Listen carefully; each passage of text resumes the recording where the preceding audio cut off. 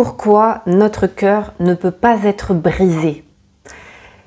On entend souvent, et je crois qu'on l'a tous vécu, une rupture amoureuse, et c'est clair, c'est une des choses les plus douloureuses qu'on est amené à vivre, avec la perte d'être cher aussi, la maladie, enfin plein de sujets, mais en tout cas, la rupture amoureuse, les relations amoureuses, je pense que voilà, on peut tous confirmer que c'est parmi les choses qui nous ont fait le plus souffrir.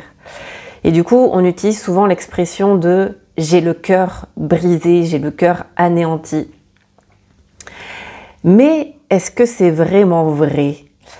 Et je me suis rendu compte que par rapport à mon expérience, même si c'est une expression que j'aurais pu utiliser avant, je me rends compte que fondamentalement, notre cœur ne peut pas être brisé. En fait, quand on parle du cœur brisé, on parle de l'amour au sens d'un sentiment. Et donc, quand on parle à partir de cet espace-là, on est vraiment encore dans l'espace de la dualité et dans l'espace émotionnel. Mais quand on creuse et quand on va voir réellement qu'est-ce qui est brisé, c'est pas notre cœur qui est brisé, c'est nos attentes, nos illusions, notre espoir, notre projection de la relation idéale qu'on aurait voulu vivre avec cette personne-là ou l'idéalisation de la personne avec qui nous étions. C'est ça qui est brisé, mais pas notre cœur. Du coup, ce qui est souffrant, finalement, c'est notre attachement à la situation telle qu'on aurait voulu qu'elle soit. Et donc, ce qui amène la souffrance, encore une fois, c'est la résistance à ce qui est. Et donc, par définition, une situation, elle est ni bien ni mal. Ça ne veut pas dire qu'elle n'est pas désagréable, mais en soi, fondamentalement, ultimement, une situation, elle l'est. Point. Et tous les qualificatifs qu'on va rajouter derrière, ce sont nos propres jugements par rapport à nos propres filtres, par rapport à nos propres critères de ce qui est bien et de ce qui est mal. Et du coup, ce que l'on ressent, c'est une émotion de tristesse, de désespoir parfois, d'incompréhension, d'impuissance, de colère. Mais si vraiment on va chercher au-delà de ça et qu'on regarde qu'est-ce qui est vraiment touché en nous, encore une fois, ce sont nos illusions, nos projections, nos attentes qui n'ont pas été comblées.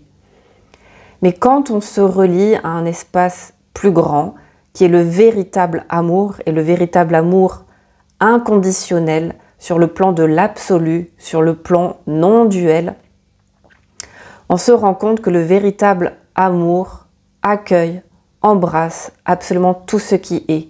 Et donc, derrière notre impression d'avoir le cœur brisé, il y a un espace en nous qui peut contenir cette émotion, cette tristesse, cette colère, cette impuissance, cette incompréhension.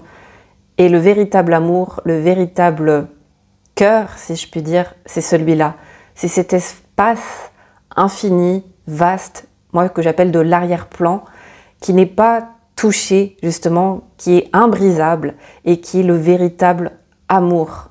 Et du coup, quand on se met dans cet espace-là, ce pas de recul que l'on fait, on se rend compte que c'est ok de ressentir de la tristesse, que ça fait aussi partie de l'expérience humaine, mais que ce que nous sommes fondamentalement ne peut pas être brisé. Et puis, si on prend cette métaphore vraiment au sens propre du terme, cette brisure, cette fissure qu'on a l'impression de ressentir, finalement, ce n'est pas quelque chose qui est cassé, mais au contraire, c'est une ouverture. J'aime bien cette phrase qui dit aussi que la lumière passe à travers nos failles, mais en fait, et si nos peines de cœur nous permettaient justement de regarder, de laisser passer la lumière à travers cette brisure, cette faille, pour se rendre compte que on a l'impression d'être identifié, d'être complètement submergé par l'émotion et d'être identifié à cette brisure, à cette cassure intérieure. Sauf que si on plonge dans cette brisure, dans cette cassure, dans cette faille, on se rend compte que c'est par là que passe la lumière. Et très concrètement, comment on fait? C'est de se rappeler que si je vois mon émotion, si je vois ma brisure, c'est que je ne suis pas je ne suis pas ce cœur brisé. Parce que qui dit « j'ai le cœur brisé » ? Qui dit ça?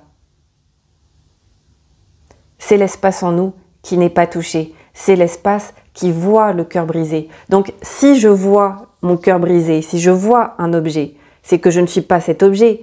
Pour voir un objet, il faut qu'il y ait une distance entre moi et cet objet.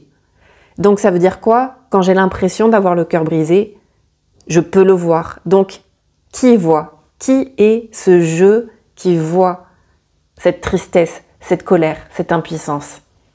C'est l'espace que nous sommes réellement. C'est le véritable amour en nous. Et le véritable amour, ce n'est pas un sentiment, c'est un état d'être, c'est ce qui régit tout. Et c'est en ça que c'est difficile de comprendre avec notre petit cerveau humain et notre petit mental étriqué et limité, parce qu'en fait, c'est le plus grand paradoxe de la vie, c'est que cet amour-là, quand on dit qu'il embrasse tout, c'est que quand on accueille complètement notre peine, notre tristesse, ce n'est pas pour la faire disparaître, mais en fait c'est de se dire c'est complètement ok d'avoir l'impression d'être brisé. Et pourtant, quand vraiment je me connecte à ça, et quand je me dis mais qui a le cœur brisé, qu'est-ce qui est brisé en moi, mais c'est là qu'on trouve la paix, parce qu'en fait, le grand paradoxe, c'est que on devient en paix avec la non-paix en nous. En tout cas, si vous avez regardé cette vidéo, c'est que peut-être que le sujet vous interpelle, peut-être que vous vivez actuellement une situation difficile. Donc déjà, j'ai envie de dire toute ma compassion pour ce que vous traversez. Je sais de quoi je parle, je l'ai bien vécu cette année.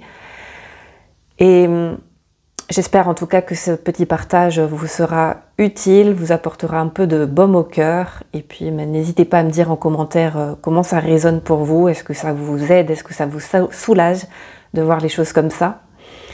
Et puis je vous rappelle aussi que vous pouvez apprendre à danser avec ce qui est en participant à un atelier gratuit en ligne que vous trouverez sous cette vidéo en cliquant sur le lien. Je vous souhaite une douce journée. Pensez à vous abonner pour recevoir mes prochains contenus. À très vite.